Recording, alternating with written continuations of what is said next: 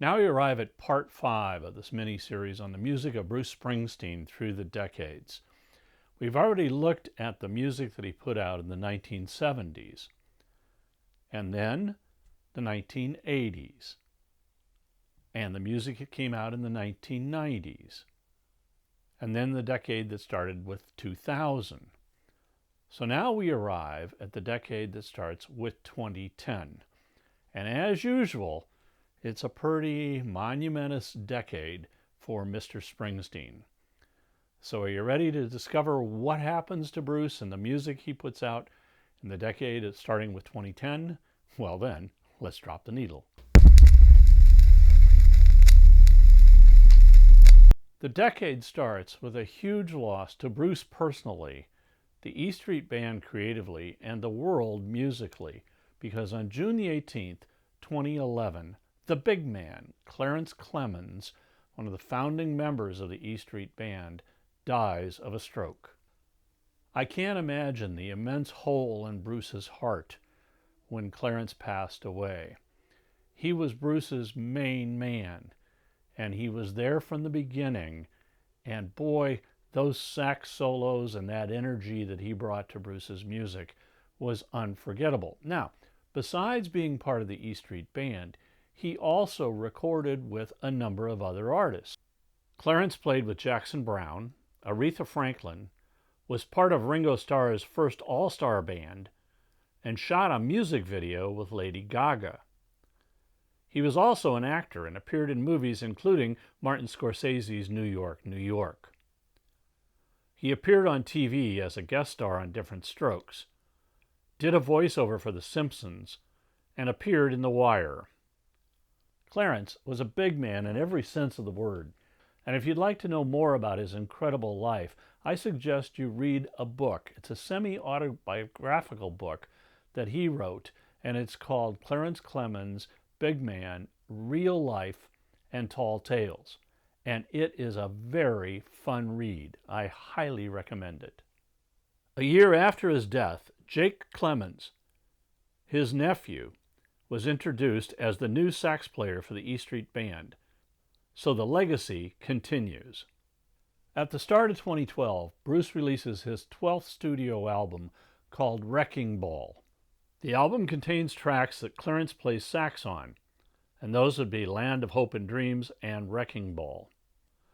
Although the entire E Street Band toured to support this album, only Clearance, Steve Van Zandt, Max Weinberg, and Patti Scialfa appear on the album. They are then joined by members of the Sessions Band. Critics describe this as an angry record, as Bruce takes on corporate greed and corruption. It's a double album and it hits #1 in both the UK and the US. It's Bruce's 10th #1 album, tying him with Elvis. Only the Beatles have done better, with 19 #1 albums. And of course, Bruce goes on tour to support the album. And his shows just keep getting longer and longer. And he plays a show in Helsinki, which is over 4 hours long.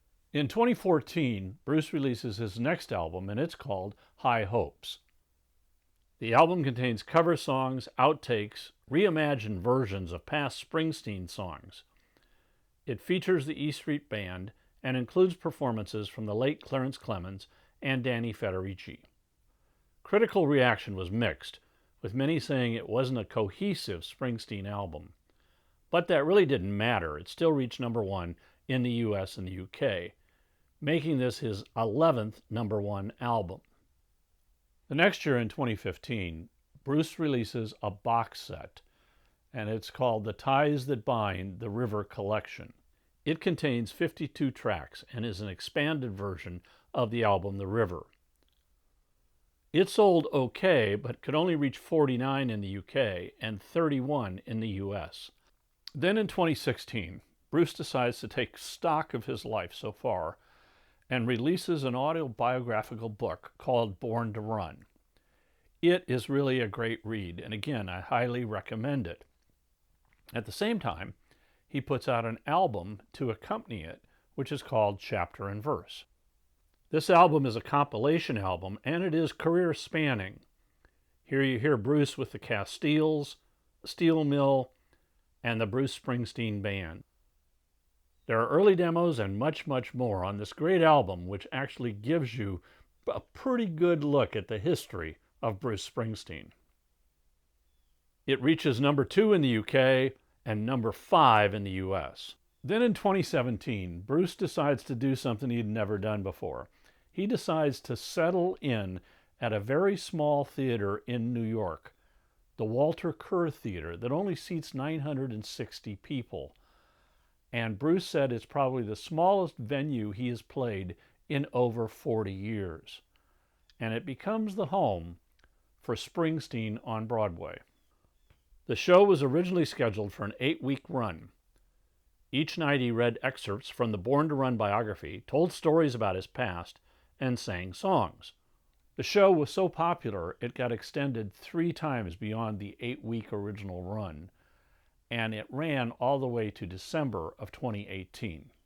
And then Bruce releases a double album, which is also called Springsteen on Broadway, which is the complete show that he did over 2 discs. It's him playing, and he's joined by his wife Patty on 2 songs, Tougher Than the Rest and Brilliant Disguise. The album hit number 6 in the UK and 11 in the US.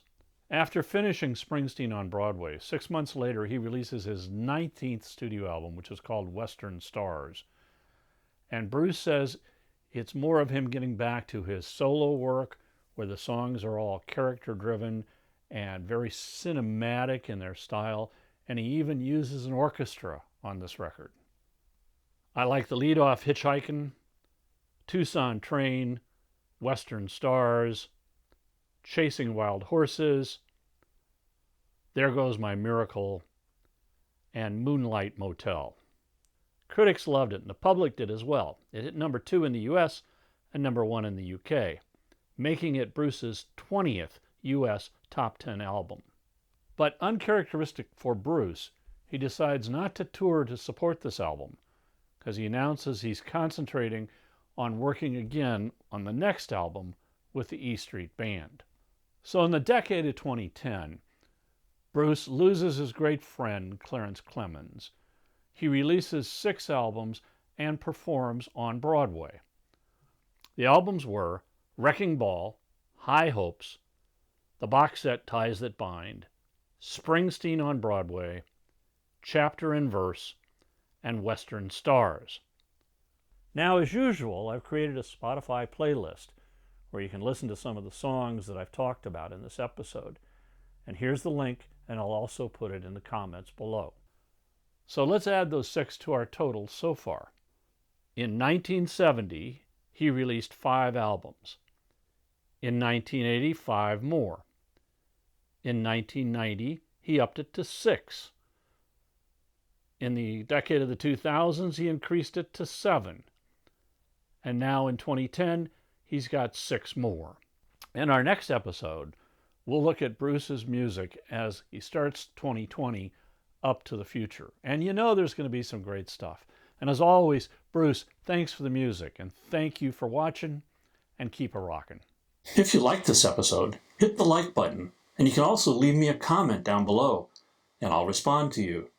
If you subscribe, we'll let you know when future episodes come out.